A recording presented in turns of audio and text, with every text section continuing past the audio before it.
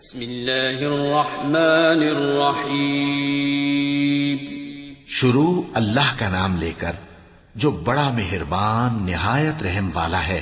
سب تعریف اللہ ہی کو ہے جس نے اپنے محبوب بندے محمد صلی اللہ علیہ وآلہ وسلم پر یہ کتاب نازل کی اور اس میں کسی طرح کی کجی اور پیچیدگی نہ رکھی بلکہ سیدھی اور سلیس اتاری تاکہ لوگوں کو عذاب سخت سے جو اس کی طرف سے آنے والا ہے ڈرائے اور مومنوں کو جو نیک عمل کرتے ہیں خوشخبری سنائے کہ ان کے لیے ان کے کاموں کا نیک بدلہ یعنی بہشت ہے جس میں وہ ہمیشہ رہیں گے، اور ان لوگوں کو بھی ڈرائے جو کہتے ہیں کہ اللہ نے کسی کو بیٹا بنا لیا ہے. ان کو اس بات کا کچھ بھی علم نہیں اور نہ ان کے باپ دادا ہی کو تھا.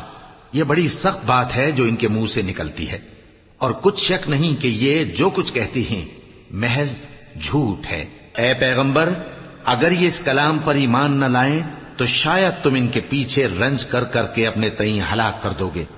جو چیز زمین پر ہے ہم نے اس کو زمین کے لیے زینت بنایا ہے تاکہ لوگوں کی آزمائش کریں کہ ان میں کون اچھے عمل کرنے والا ہے، اور جو چیز زمین پر ہے ہم اس کو نابود کر کے بنجر میدان کر دیں گے. کیا تم خیال کرتے ہو کہ غار اور لوح والے ہماری نشانیوں میں سے عجیب تھے؟ جب وہ نوجوان غار میں جا رہے تو کہنے لگے کہ اے ہمارے پروردگار، ہم پر اپنے ہاں سے رحمت نازل فرما اور ہمارے کام میں درستی کے سامان مہیا کر. تو ہم نے غار میں کئی سال تک ان کے کانوں پر نیند کا پردہ ڈالے رکھا، یعنی ان کو سلائے رکھا. پھر ان کو جگہ اٹھایا تاکہ معلوم کریں کہ جتنی مدت وہ غار میں رہے دونوں جماعتوں میں سے اس کی مقدار کس کو خوب یاد ہے. ہم ان کے حالات تم سے صحیح صحیح بیان کرتے ہیں. وہ کئی نوجوان تھے جو اپنے پروردگار پر ایمان لائے تھے، اور ہم نے ان کو اور زیادہ ہدایت دی تھی اور ان کے دلوں کو مربوط یعنی مضبوط کر دیا. جب وہ اٹھ کھڑے ہوئے تو کہنے لگے کہ ہمارا پروردگار آسمانوں اور زمین کا مالک ہے، ہم اس کے سوا کسی کو معبود سمجھ کر نہ پکاریں گے. اگر ایسا کیا تو اس وقت ہم نے بے عقلی کی بات کی. ان ہماری قوم کے لوگوں نے اس کے سوا اور معبود بنا رکھے ہیں. بھلا یہ ان کے معبود ہونے پر کوئی کھلی دلیل کیوں نہیں لاتے؟ تو اس سے زیادہ کون ظالم ہے جو اللہ پر جھوٹ باندھے؟ اور جب تم نے ان مشرکوں سے اور جن کی یہ اللہ کے سوا عبادت کرتے ہیں ان سے کنارہ کر لیا ہے تو غار میں چل رہو. تمہارا پروردگار تمہارے لیے اپنی رحمت وسیع کر دے گا اور تمہارے کاموں میں آسانی کے سامان مہیا کرے گا. اور جب سورج نکلے تو تم دیکھو کہ دھوپ ان کے غار سے داہنی طرف سمٹ جائے، اور جب غروب ہو تو ان سے بائیں طرف کترا جائے، اور وہ اس غار کے کشادہ حصے میں تھے. یہ اللہ کی نشانیوں میں سے ہیں. جس کو اللہ ہدایت دے وہ ہدایت یاب ہے، اور جس کو گمراہ رہنے دے تو تم اس کے لیے کوئی دوست راہ بتانے والا نہ پاؤ گے. اور تم ان کے متعلق خیال کرو کہ وہ جاگ رہے ہیں حالانکہ وہ سوتے ہیں، اور ہم ان کو دائیں اور بائیں کروٹ بدلاتے تھے، اور ان کا کتا چوکھٹ پر دونوں ہاتھ پھیلائے ہوئے تھا. اگر تم ان کو جھانک کر دیکھتے تو پیٹ پھیر کر بھاگ جاتے اور ان سے دہشت میں آ جاتے. اور اسی طرح ہم نے ان کو اٹھایا تاکہ آپس میں ایک دوسرے سے دریافت کریں. ایک کہنے والے نے کہا کہ تم یہاں کتنی مدت رہے؟ انہوں نے کہا کہ 1 دن یا اس سے بھی کم. انہوں نے کہا کہ جتنی مدت تم رہے ہو تمہارا پروردگار ہی اس کو خوب جانتا ہے. تو اپنے میں سے کسی کو یہ روپیہ دے کر شہر بھیجو، وہ دیکھے کہ نفیس کھانا کون سا ہے تو اس میں سے کھانا لے آئے، اور احتیاط سے آئے جائے اور تمہارا حال کسی کو نہ بتائے. اگر وہ تم پر دسترس پا لیں گے تو تمہیں سنسار کر دیں گے یا پھر اپنے مذہب میں داخل کر لیں گے، اور اس وقت تم کبھی فلاح نہیں پاؤ گے. اور اسی طرح ہم نے لوگوں کو ان کے حال سے خبردار کر دیا تاکہ وہ جانیں کہ اللہ کا وعدہ سچا ہے، اور یہ کہ قیامت جس کا وعدہ کیا جاتا ہے اس میں کچھ شک نہیں. اس وقت لوگ ان کے بارے میں باہم جھگڑنے لگے اور کہنے لگے کہ ان کے غار پر عمارت بنا دو. ان کا پروردگار ان کے حال سے خوب واقف ہے. جو لوگ ان کے معاملے میں غلبہ رکھتے تھے وہ کہنے لگے کہ ہم ان کے غار پر مسجد بنائیں گے. بعض لوگ اٹکل پچو کہیں گے کہ وہ 3 تھے اور چوتھا ان کا کتا تھا، اور بعض کہیں گے کہ وہ 5 تھے اور چھٹا ان کا کتا تھا، اور بعض کہیں گے کہ وہ 7 تھے اور 8واں ان کا کتا تھا. کہہ دو کہ میرا پروردگار ہی ان کے شمار سے خوب واقف ہے. ان کو جانتے بھی ہیں تو تھوڑے ہی لوگ جانتے ہیں. تو تم ان کے معاملے میں بحث نہ کرنا مگر سرسری سی بحث، اور نہ ان کے بارے میں ان میں سے کسی سے کچھ دریافت ہی کرنا. اور کسی کام کی نسبت نہ کہنا کہ میں اسے کل کر دوں گا مگر انشاءاللہ کہہ کر، یعنی اگر اللہ چاہے تو کر دوں گا، اور جب اللہ کا نام لینا بھول جاؤ تو یاد آنے پر لے لو، اور کہہ دو کہ امید ہے کہ میرا پروردگار مجھے اس سے بھی زیادہ ہدایت کی باتیں بتائے۔ اور اصحاب کہف اپنے غار میں 9 پر 300 سال رہے۔ کہہ دو کہ جتنی مدت وہ رہے اسے اللہ ہی خوب جانتا ہے، اسی کو آسمانوں اور زمین کی پوشیدہ باتیں معلوم ہیں، وہ کیا خوب دیکھنے والا اور کیا خوب سننے والا ہے۔ اس کے سوا ان کا کوئی کارساز نہیں، اور نہ وہ اپنے حکم میں کسی کو شریک کرتا ہے۔ اور اپنے پروردگار کی کتاب کو جو تمہارے پاس بھیجی جاتی ہے پڑھتے رہا کرو، اس کی باتوں کو کوئی بدلنے والا نہیں، اور اس کے سوا تم کہیں پناہ بھی نہیں پاؤ گے۔ اور جو لوگ صبح و شام اپنے پروردگار کو پکارتے اور اس کی خوشنودی کے طالب ہیں، ان کے ساتھ صبر کرتے رہو، اور تمہاری نگاہیں ان میں سے گزر کر اور طرف نہ دوڑیں کہ تم دنیاوی زندگی کی رونقوں کے خواستگار ہو جاؤ۔ اور جس شخص کے دل کو ہم نے اپنی یاد سے غافل کر دیا ہے اور وہ اپنی خواہش کی پیروی کرتا ہے اور اس کا کام حد سے بڑھ گیا ہے، اس کا کہا نہ ماننا۔ اور کہہ دو کہ لوگوں، یہ قرآن تمہارے پروردگار کی طرف سے برحق ہے، تو جو چاہے ایمان لائے اور جو چاہے کافر رہے۔ ہم نے ظالموں کے لیے دوزخ کی آگ تیار کر رکھی ہے جس کی قناتیں ان کو گھیر رہی ہوں گی، اور اگر فریاد کریں گے تو ایسے کھولتے ہوئے پانی سے ان کی داد رسی کی جائے گی جو پگھلے ہوئے تانبے کی طرح گرم ہوگا، اور جو ان کے چہروں کو بھون ڈالے گا۔ ان کے پینے کا پانی بھی برا اور آرام گاہ بھی بری۔ اور جو ایمان لائے اور کام بھی نیک کرتے رہے تو ہم نیک کام کرنے والوں کا اجر ضائع نہیں کرتے۔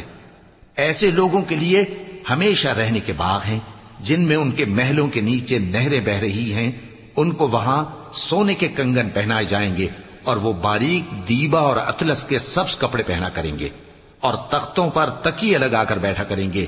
کیا خوب بدلہ اور کیا خوب آرام گاہ ہے۔ اور ان سے 2 شخصوں کا حال بیان کرو جن میں سے ایک کو ہم نے انگور کے 2 باغ عنایت کیے تھے اور ان کے گردا گرد کھجوروں کے درخت لگا دیے تھے اور ان کے درمیان کھیتی پیدا کر دی تھی۔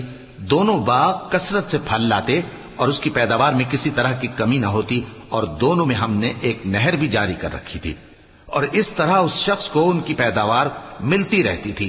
تو ایک دن جبکہ وہ اپنے دوست سے باتیں کر رہا تھا، کہنے لگا کہ میں تم سے مال و دولت میں بھی زیادہ ہوں اور جتھے اور جماعت کے لحاظ سے بھی زیادہ عزت والا ہوں، اور ایسی شیخیوں سے اپنے حق میں ظلم کرتا ہوا اپنے باغ میں داخل ہوا۔ کہنے لگا کہ میں نہیں خیال کرتا کہ یہ باغ کبھی تباہ ہو، اور نہ خیال کرتا ہوں کہ قیامت برپا ہو، اور اگر میں اپنے پروردگار کی طرف لوٹایا بھی جاؤں تو وہاں ضرور اس سے اچھی جگہ پاؤں گا۔ تو اس کا دوست جو اس سے گفتگو کر رہا تھا کہنے لگا کہ کیا تم اس ذات سے کفر کرتے ہو جس نے تم کو مٹی سے پیدا کیا، پھر نطفے سے، پھر تمہیں پورا آدمی بنایا؟ مگر میں تو یہ کہتا ہوں کہ اللہ ہی میرا پروردگار ہے، اور میں اپنے پروردگار کے ساتھ کسی کو شریک نہیں کرتا۔ اور جب تم اپنے باغ میں داخل ہوئے تو تم نے ما شاء اللہ لا قوت الا باللہ کیوں نہ کہا؟ اگر تم مجھے مال و اولاد میں اپنے سے کمتر دیکھتے ہو تو عجب نہیں کہ میرا پروردگار مجھے تمہارے باغ سے بہتر عطا فرمائے، اور تمہارے اس باغ پر آسمان سے آفت بھیج دے تو وہ صاف میدان ہو جائے، یا اس باغ کی نہر کا پانی گہرائی میں اتر جائے تو پھر تم اسے تلاش نہ کر سکو، اور اس کے میووں کو عذاب نے آ گھیرا اور وہ اپنی چھتریوں پر گر کر رہ گیا، تو جو مال اس نے اس پر خرچ کیا تھا اس پر حسرت سے ہاتھ ملنے لگا اور کہنے لگا کہ کاش میں اپنے پروردگار کے ساتھ کسی کو شریک نہ بناتا۔ اس وقت اللہ کے سوا کوئی جماعت اس کی مددگار نہ ہوئی اور نہ وہ بدلہ لے سکا۔ یہاں سے ثابت ہوا کہ حکومت سب اللہ کی ہے، جو معبود برحق ہے وہی بہترین ثواب عطا کرنے والا اور بہترین انجام لانے والا ہے۔ اور ان سے دنیا کی زندگی کی مثال بھی بیان کر دو کہ وہ ایسی ہے جیسے پانی جسے ہم نے آسمان سے برسایا تو اس کے ساتھ زمین کی پیداوار مل کر نکلی، پھر وہ چورا چورا ہو گئی کہ ہوائیں اسے اڑاتی پھرتی ہیں، اور اللہ تو ہر چیز پر قدرت رکھتا ہے۔ مال اور بیٹے تو دنیا کی زندگی کی رونق و زینت ہیں، اور نیکیاں جو باقی رہنے والی ہیں وہ ثواب کے لحاظ سے تمہارے پروردگار کے ہاں بہت اچھی اور امید کے لحاظ سے بہت بہتر ہیں۔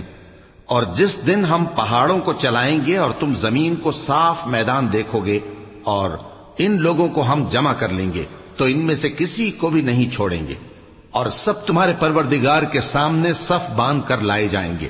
تو ہم ان سے کہیں گے کہ جس طرح ہم نے تم کو پہلی بار پیدا کیا تھا اسی طرح آج تم ہمارے سامنے آئے، لیکن تم نے تو یہ خیال کر رکھا تھا کہ ہم نے تمہارے لیے قیامت کا کوئی وقت مقرر ہی نہیں کیا. اور اعمال کی کتاب کھول کر رکھی جائے گی تو تم گناہگاروں کو دیکھو گے کہ جو کچھ اس میں لکھا ہوگا اس سے ڈر رہے ہوں گے اور کہیں گے ہائے شامت، یہ کیسی کتاب ہے کہ نہ چھوٹی بات کو چھوڑتی ہے نہ بڑی کو، کوئی بات بھی نہیں مگر اسے لکھ رکھا ہے. اور جو عمل کیے ہوں گے سب کو حاضر پائیں گے، اور تمہارا پروردگار کسی پر ظلم نہیں کرے گا. اور جب ہم نے فرشتوں کو حکم دیا کہ آدم کو سجدہ کرو تو سب نے سجدہ کیا مگر ابلیس نے نہ کیا. وہ جنات میں سے تھا تو اپنے پروردگار کے حکم سے باہر ہو گیا. کیا تم اس کو اور اس کی اولاد کو میرے سوا دوست بناتے ہو حالانکہ وہ تمہارے دشمن ہیں؟ اور شیطان کی دوستی ظالموں کے لیے اللہ کی دوستی کا برا بدل ہے. میں نے ان کو نہ تو آسمانوں اور زمین کے پیدا کرنے کے وقت بلایا تھا اور نہ خود ان کے پیدا کرنے کے وقت، اور میں ایسا نہ تھا کہ گمراہ کرنے والوں کو مددگار بناتا. اور جس دن اللہ فرمائے گا کہ اب میرے شریکوں کو جن کی نسبت تم معبود ہونے کا گمان رکھتے تھے بلاؤ، تو وہ ان کو بلائیں گے مگر وہ ان کو کچھ جواب نہ دیں گے، اور ہم ان کے درمیان ہلاکت کی ایک جگہ بنا دیں گے. اور گناہگار لوگ دوزخ کو دیکھیں گے تو یقین کر لیں گے کہ وہ اس میں پڑنے والے ہیں اور اس سے بچنے کا کوئی راستہ نہ پائیں گے. اور ہم نے اس قرآن میں لوگوں کے سمجھانے کے لیے طرح طرح کی مثالیں بیان فرمائی ہیں، لیکن انسان سب چیزوں سے بڑھ کر جھگڑالو ہے. اور لوگوں کے پاس جب ہدایت آ گئی تو ان کو کس چیز نے منع کیا کہ ایمان لائیں اور اپنے پروردگار سے بخشش مانگیں، بجز اس کے کہ اس بات کے منتظر ہوں کہ انہیں بھی پہلوں کا سا معاملہ پیش آئے یا ان پر عذاب سامنے سے آ جائے. اور ہم جو پیغمبروں کو بھیجا کرتے ہیں تو صرف اس لیے کہ لوگوں کو اللہ کی نعمتوں کی خوشخبریاں سنائیں اور عذاب سے ڈرائیں. اور جو کافر ہیں وہ باطل کی مدد سے جھگڑا کرتے ہیں تاکہ اس سے حق کو پھسلا دیں. اور انہوں نے ہماری آیتوں کو اور جس چیز سے ان کو ڈرایا جاتا ہے اسے ہنسی بنا لیا ہے. اور اس سے بڑھ کر ظالم کون جس کو اس کے پروردگار کی آیات کے ذریعے سمجھایا گیا تو اس نے ان سے منہ پھیر لیا، اور جو اعمال وہ آگے کر چکا اس کو بھول گیا. ہم نے ان کے دلوں پر پردے ڈال دیے کہ اسے سمجھ نہ سکیں، اور کانوں میں ثقل پیدا کر دیا ہے کہ سن نہ سکیں. اور اگر تم ان کو رستے کی طرف بلاؤ تو کبھی رستے پر نہ آئیں گے. اور تمہارا پروردگار بخشنے والا صاحب رحمت ہے. اگر وہ ان کے کرتوتوں پر ان کو پکڑنے لگے تو ان پر جھٹ عذاب بھیج دے، مگر ان کے لیے ایک وقت مقرر کر رکھا ہے کہ اس کے عذاب سے کوئی پناہ کی جگہ نہ پائیں گے. اور یہ بستیاں جو ویران پڑی ہیں جب انہوں نے کفر کر کے ظلم کیا تو ہم نے ان کو تباہ کر دیا اور ان کی تباہی کے لیے ایک وقت مقرر کر دیا تھا. اور جب موسیٰ نے اپنے شاگرد سے کہا کہ جب تک میں دو دریاؤں کے ملنے کی جگہ نہ پہنچ جاؤں ٹلنے کا نہیں، خاص صدیوں چلتا رہوں. پھر جب وہ دونوں ان دریاؤں کے سنگم پر پہنچے تو اپنی مچھلی بھول گئے. پھر اس مچھلی نے دریا میں سرنگ کی طرح اپنا راستہ بنا لیا. جب آگے چلے تو موسیٰ نے اپنے شاگرد سے کہا کہ ہمارا کھانا لاؤ، اس سفر سے ہم کو بہت تکان ہو گئی ہے. اس نے کہا کہ بھلا آپ نے دیکھا کہ جب ہم نے اس چٹان کے پاس آرام کیا تھا تو میں مچھلی وہیں بھول گیا، اور مجھے آپ سے اس کا ذکر کرنا شیطان نے بھلا دیا، اور اس مچھلی نے عجیب طرح سے دریا میں اپنا راستہ بنایا. موسیٰ نے کہا یہی تو وہ مقام ہے جسے ہم تلاش کرتے تھے. تو وہ اپنے پاؤں کے نشان دیکھتے دیکھتے لوٹ گئے. وہاں انہوں نے ہمارے بندوں میں سے ایک بندہ دیکھا جس کو ہم نے اپنے ہاں سے رحمت خاص سے نوازا تھا اور اپنے پاس سے ایک خاص علم بخشا تھا. موسیٰ نے ان سے جن کا نام خضر تھا کہا کہ جو علم اللہ کی طرف سے آپ کو سکھایا گیا ہے اگر آپ اس میں سے مجھے کچھ بھلائی کی باتیں سکھائیں تو میں آپ کے ساتھ رہوں. خضر نے کہا کہ تم میرے ساتھ رہ کر صبر نہیں کر سکو گے، اور جس بات کی تمہیں خبر ہی نہیں اس پر صبر کر بھی کیسے سکتے ہو. موسیٰ نے کہا اللہ نے چاہا تو آپ مجھے صابر پائیے گا اور میں آپ کے ارشاد کے خلاف نہیں کروں گا. خضر نے کہا اگر تم میرے ساتھ رہنا چاہو تو شرط یہ ہے مجھ سے کوئی بات نہ پوچھنا جب تک میں خود اس کا ذکر تم سے نہ کروں. تو دونوں چل پڑے، یہاں تک کہ جب کشتی میں سوار ہوئے تو خضر نے کشتی کو پھاڑ ڈالا. موسیٰ نے کہا کیا آپ نے اس کو اس لیے پھاڑا ہے کہ سواروں کو غرق کر دی؟ یہ تو آپ نے بڑی عجیب بات کی۔